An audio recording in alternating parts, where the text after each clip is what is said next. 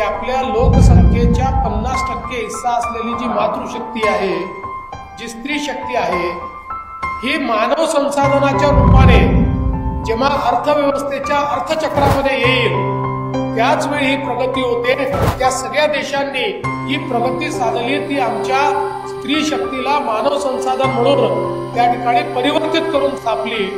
आणि मोदीजी असं म्हणतात की विकसित भारताची जी संकल्पना मी मांडतो ती संकल्पना तेव्हाच पूर्ण होऊ शकते ज्यावेळी आमची स्त्री शक्ती, आमची मातृशक्ती ही देशाच्या अर्थव्यवस्थेचा भाग होईल, देशाच्या मानव संसाधनाचा भाग होईल आणि देशाच्या वर्क फोर्सचा भाग होईल।